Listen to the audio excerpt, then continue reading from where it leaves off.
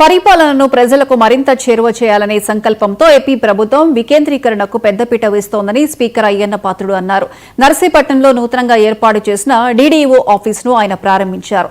రాష్ట్ర వ్యాప్తంగా 77 డీడీఓ ఆఫీసులను deputy CM Pawan Kalyan virtual విధానంలో ప్రారంభించాలని చెప్పారు. ఈ సందర్భంగా నర్సీపట్నం కార్యాలయం నుంచి వీడియో కాన్ఫరెన్స్ ద్వారా స్పీకర్ అయ్యన్న పాత్రుడు డిప్యూటీ సీఎంతో మాట్లాడారు. నమస్కారం బాగున్నారా? ఏమి లేదు, మీరు వస్తారు ఊహించాలి. లేదు ఈరోజు నర్సీపట్నం ఓపెన్ చేసాం. నేను తీసుకున్న నిర్ణయానికి నాకు కూడా చాలా హ్యాపీ ఫీల్ అయ్యాను. అంటే నేను కూడా స్వయంగా వచ్చి ఓపెన్ చేయాలని వచ్చాను సార్. చాలా బాగుంది, మంచి నిర్ణయం తీసుకున్నారు. ఎందుకంటే ఏదైనా అవసరమైతే జిల్లా పరిస్థితికి వెళ్ళి కార్యక్రమం తీసుకునే పరిస్థితి ఉంది. ఈ రోజు అక్కడికి వెళ్లకుండా సుమారు 77 ప్రాంతాల్లో ఏర్పాటు చేసి ప్రజలకి వాళ్ళ సమస్యలు చెప్పుకోవడానికి, పరిష్కారం చేయడానికి మంచి అవకాశం ఇచ్చారు సార్.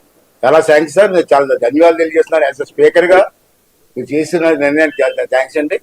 అలాగే అధికారులకు కూడా ప్రమోషన్స్ ఎప్పటి నుంచో పంచాయతీరాజ్లో బీడీఓస్ ఉన్నప్పుడు, సమితులు ఉన్నప్పుడు ప్రమోషన్లు వచ్చాయి సార్. అప్పటి నుంచి ప్రమోషన్లే లేవు. మళ్ళీ మీ దయ వల్ల, మీ చొరవ వల్ల ప్రమోషన్లు వచ్చాయి. అధికారులు అంతా చాలా హ్యాపీగా ఉన్నారు sir. One more issue sir, ఇప్పుడు మనకి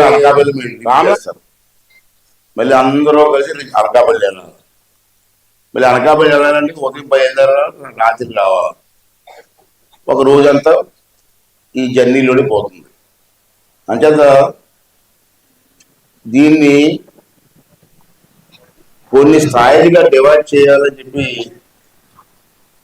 పవన్ కళ్యాణ్ గారు, పంచాయతీరాజ్ మినిస్టర్ గారు, చంద్రబాబు నాయుడు గారు ఆలోచన చేసి కొన్ని కొత్తగా కొన్ని ఏర్పాటు చేస్తే పరిపాలన సులభంగా ఉంటుంది, టైం కలిసి వస్తుందనే ఉద్దేశంతో కొత్తగా కొన్ని డివిజన్లు ఏర్పాటు చేయాలని చెప్పి ఒక డిసిషన్ తీసుకున్నారు.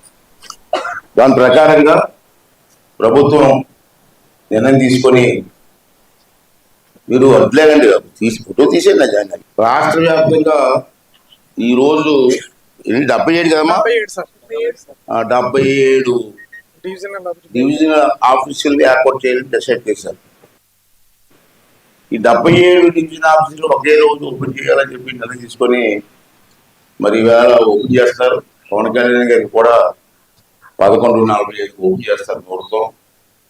అంచేత టీవీల్లోని రాష్ట్ర వ్యాప్తంగా తెలియడం కోసం, మన ఇంట్లో టీవీల్లో కూడా రిలీజ్ చేయడం కోసం అన్ని ఏర్పాటు చేయడం జరిగింది. దీనివల్ల ఉపయోగం ఏంటంటే టైం కలిసి వస్తుంది, దగ్గరగా రివ్యూ చేసుకునే అవకాశం వస్తుంది.